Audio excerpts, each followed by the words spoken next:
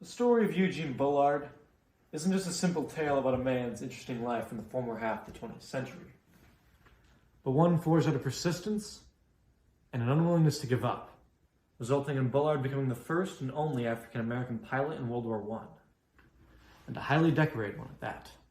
Growing up in Columbus, Georgia, Eugene Jack Bullard and his family lived in grave disadvantage to the racial bias present in the United States. Bullard had always wanted to see the world for what it truly was, but rather he wanted to find a place where colored people were treated as human beings. These feelings were heavily amplified after he witnessed his own father, William Bullard, almost get lynched when he was only 9. William Bullard was actually a former slave himself, and for the next couple of years would always catch Eugene trying to run away from home. One day in 1906, when Bullard was just 11 years old, he successfully ran away from home. 6 years on the run from his family, he stowed away on the Maria Rus, a German freighter that was originally headed for Hamburg, Germany, but ended up in Aberdeen, Scotland instead. Bullard soon made his way to London, where he found work at Belle Davis's as both a boxer and a slapstick performer. He quickly rose through the ranks and gained enough money to fight in a tournament in France. However, for the first time, Bullard was able to create a very strong bond with the white people there, a genuine sense of brotherhood despite differing races, and decided to settle there in 1914.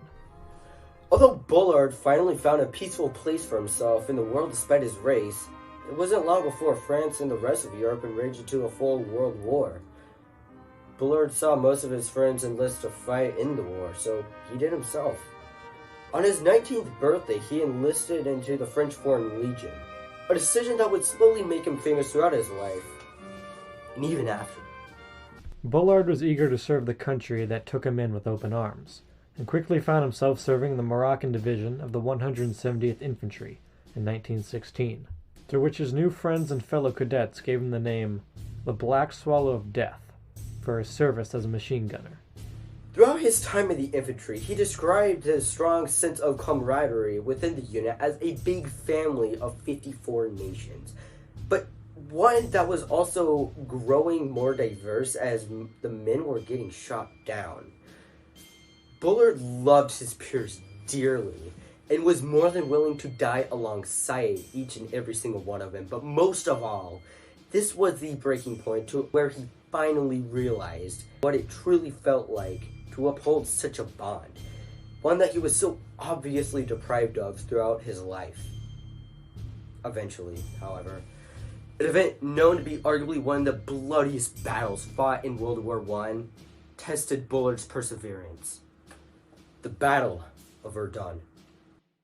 The Battle of Verdun lasted from February 21st of 1916 to December 18th of the same year, and within that time span, hundreds of thousands of soldiers from each side were brutally killed in the trenches, and Bullard understood this very well. In the end, he was gravely injured due to an artillery shell while delivering a message between French officers. Bullard was awarded the Croix de Guerre, a military award only received by French soldiers who demonstrate great acts of valor. After his injuries in Verdun, Bullard was taken to a hospital in Lyon, France. Although he recovered from his injuries, they were too great for Bullard to continue in the infantry.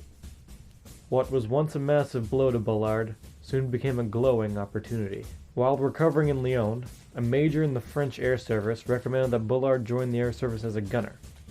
Bullard, who had been using machine guns while in the infantry, happily agreed and enlisted on November 15th, 1916. And 15 days after he enlisted, Bullard was sent off to aviation school. Learning to fly was extremely dangerous in World War I. More pilots died from training than in combat because of how risky it was. Bullard accepted this.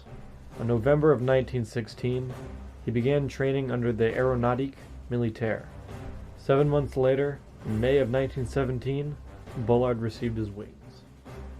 The very moment Bullard accepted his wings is considered to be one of the most legendary moments in history, and easily the climax of his own life.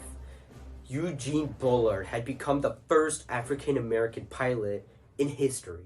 But this moment didn't just simply mark a major climax in Bullard's story, one whose daring life choices led up to such a huge achievement, but Also, an all new beginning of an era, a call to an awakening, the beginning of a frontier of African American pilots alike. On April of 1917, the United States became engaged in World War I.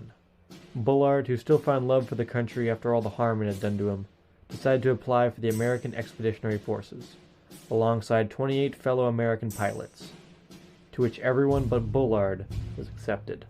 Regardless, he understood that no matter what, he would still be fighting with the same people and for the same cause.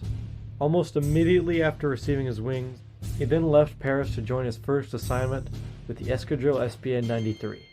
During his time in Escadrille SPA 93, he was constantly held back from the front lines of duty due to Dr. Edmund Gross, who had proved to be a major obstacle in his time there. Bullard had a very hard time figuring out why he did this, but it became very apparent that it was due to Edmund's strong sense of prejudice. But Bullard prevailed even against him. Bullard flew his first combat mission on September 8th, armed with a Spad 7C1 and a picture depicting a heart with a dagger stabbed through it. Inside, reading Bullard's now famous saying, a message that reads in English, all blood that flows is red. After an argument with a French officer, Bullard was sent back to the 170th Infantry Regiment. But his previous injuries with the regiment resulted in him only being qualified for shuffling papers, janitorial duties, and other menial tasks, until he was finally discharged in October of 1919. When Bullard's military life ended, his musical one began. He learned to play the drums and began playing at a nightclub called Zilly's Royal Box, where he would play till 1928. Bullard's interest in jazz came at a perfect time. The jazz scene in Paris, and all of France for that matter, was starting to pick up. Citizens and soldiers alike found the music an escape from the war, and it became increasingly popular in the late 1910s. Black musicians had found overwhelming success in France, and the crowds couldn't get enough. Bullard himself started to become a very influential and well-known person in Paris. In 1921, Bullard would manage a club called Le Grand Duc. Bullard's connections with popular musicians allowed him to bring in talent who would usually play for free. Bullard would also meet some very prominent guests, including the Prince of Wales, Edward Windsor, and Louis Armstrong, who Bullard would become a translator for in later years. Bullard would go on to open his own club, La Escadrille, which would be destroyed during World War II. Although racial tolerance had improved in France, Bullard still engaged in brawls anytime someone would insult him for his race, stating, "Any contempt shown to a fellow human being because of his race, I consider a sickness." When the Nazis began gaining power, France's Deuxième Bureau, or their own military intelligence agency, recruited Bullard to become a spy. Bullard, who spoke German, was sent to spy on the Nazis and Nazi sympathizers alike that frequented his club. The Germans invaded France in 1940. The now 46-year-old Bullard volunteered to serve the French infantry. He was put in the 51st Infantry Regiment defending Orleans, and was seriously injured by an exploding shell. He was smuggled out of France by fellow American soldiers onto a boat returning to the United States. Bullard finally returned to the United States in 1940 and bought an apartment in eastern New York, where he would spend the rest of his life. Fame Bullard had acquired in France was almost non-existent in the United States. Finally, Bullard would find himself flying, as he described it in later years, the elevator in the Rockefeller Center as an elevator operator. Although Bullard's military career was over, Bullard in 1959 would become a Knight of the Légion d'honneur, one of France's highest honors. 4 years prior, Bullard was one of 3 men selected to relight the flame of the Tomb of the Unknown Soldier in France. France still honored Bullard for what he had done, while it would take his home country years to do the same. One day, while Bullard was manning his elevator, his supervisor told him to report the next morning at 7:30 and to bring his medals. Bullard, unbeknownst to him, was to be a guest on the Today Show. He was interviewed about his extraordinary life. They discussed Bullard's accomplishments and the racial issues Bullard overcame.